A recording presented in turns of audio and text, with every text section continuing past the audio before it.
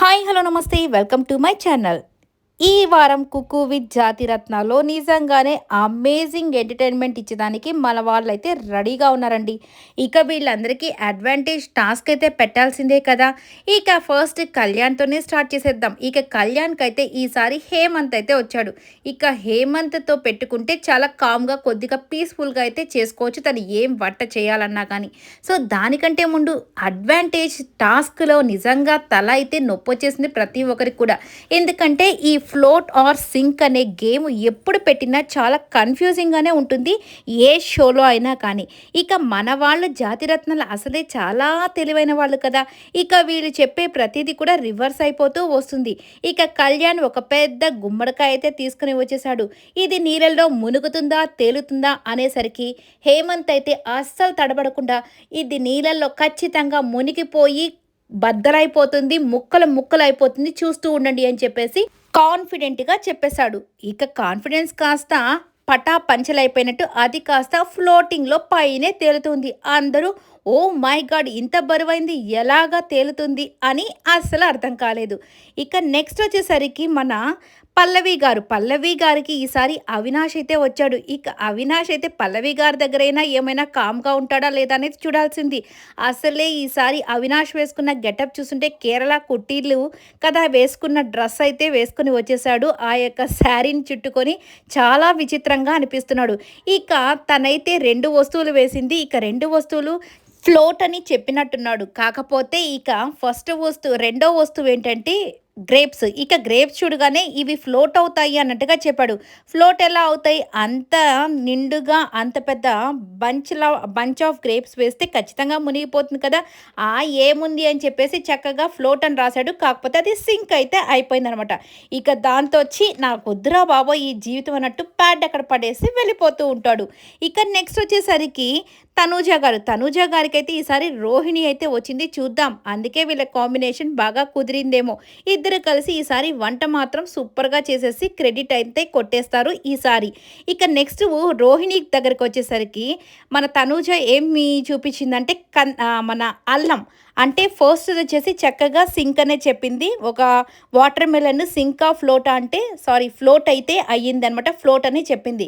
ఇక నెక్స్ట్ అల్లం అనేసరికి అల్లం కూడా ఫ్లోట్ అవుతుంది అని అనుకునింది. కాకపోతే అది సింక్ అయిపోయిందనమాట.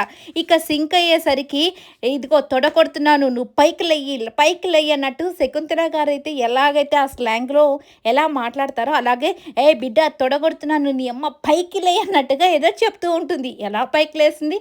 జస్ట్ ఫర్ ఫన్ కోసం అలా చెప్తూ ఉంటుంది. ఇక అక్కడే ఉన్నటువంటి ప్రదీప్ అమ్మ ప్లీజ్ అమ్మ తొడగొట్టకమ్మా అని చెప్పి చెప్తూ ఉంటాడు. ఇలా సరదాగా సాగిపోతుంది. నెక్స్ట్ అషిక దగ్గరకు వచ్చేసరికి అషికాకి ఈసారి మణికంఠ అయితే వచ్చాడు. అమ్మ బాబోయ్ తలకాయ తినేస్తాడని చెప్పుకోవాలి. ఇక మణికంఠ వచ్చేసి అక్కడ కందగడ్డ లాంటి చూపిస్తే అది రోలు అన్నట్టుగా అనుకొని ఇది చాలా బరువైంది కదా, ఇది ఖచ్చితంగా సింక్ అయితే అయిపోతుంది అన్నట్టుగా చెప్పాడు. ఇక దాంతో ఇప్పటి వరకు గమనించిన మన శ్రీదేవి గారు చాలా తెలివైన వారు కదా. ఇక ఆవిడ వచ్చేసి నేనైతే ఇది ఫ్లోట్ అవుతుందేమో అని అనుకుంటున్నాను అనగానే ఇక మణికంఠ వర్సెస్ శ్రీదేవి గారు ఎవరు గెలుస్తారో చూద్దామనగానే ఇక శ్రీదేవి గారికి కొద్దిగా టెన్షన్ అయితే మొదలైంది. కానీ ఇది సింక్ అవ్వలేదు, ఫ్లోట్ అయితే అవ్వలేదు, సింక్ అయితే అయిందనమాట. ఇక శ్రీదేవి గారు గెలిచారు. సరే నేను గెలిస్తే ఏంటి పందెం మణికంఠ అంటే నేను మిమ్మల్ని కాఫీకి తీసుకుని వెళ్తానంటే నేను పనిష్మెంట్ అడగలేదు, జస్ట్ నాకు ఏమి ఇస్తావని చెప్పాను, నాకు నీతో కాఫీకి వెళ్తే పెద్ద పనిష్మెంటే కదా అని చెప్పేసి శ్రీదేవి గారు అయితే చెప్తూ ఉంటారు. ఇది చాలా సరదాగా ఉంటుంది. అది కందగడ్డ, అది రోల్ అయితే కాదు, తను రోల్ అయితే అనుకున్నాడు. ఇక నెక్స్ట్ వచ్చేసరికి నిఖిల్కి మన దీపిక అయితే వచ్చిందండి. ఇక దీపిక నిజంగా చాలా తెలివైన అమ్మాయే. ఎందుకంటే తను చదువుల్లో చాలా ఫస్ట్ అని ముందుగానే చెప్పుంది కదా, స్టేజ్ మీద కూడా చెప్పింది అవార్డ్స్ అప్పుడు. అలాగే తను చాలా క్యాలిక్యులేటెడ్ అనమాట.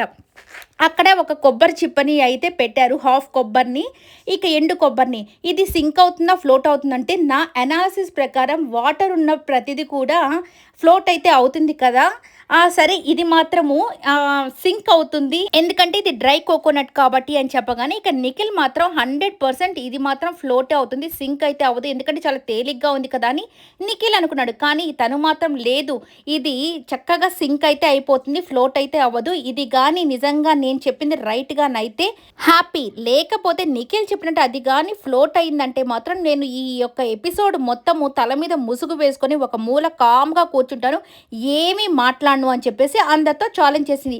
ఇది ప్రతి ఒక్కరికి కూడా చాలా షాకింగ్గా అందరూ ఎంతో అంటే ఉత్కంఠగా చూస్తూ ఉన్నారనమాట. ఇది సింక్ అవుతుందా ఫ్లోట్ అవుతుందా, ఎందుకంటే దీపిక కామ్గా కూర్చుంటాననేది కదా, అయినా దీంట్లో వాటర్ ఉన్నవన్నీ తేలుతూ ఉన్నాయి, మరి ఇదేమో మునుగుతుందని చెప్పింది, మరి ఎట్లాగా అని చెప్పి చూడగానే వేయగానే అది చాలా తేలిగ్గా అనిపించింది, కొబ్బరి చిప్ప హాఫ్, కానీ అది మునిగిపోయింది. ఇక చూసుకోండి దీపిక సంతోషానికి మాటలు లేవనుకోవాలి, ఇంకా డ్యాన్స్ అయితే వేసేసింది.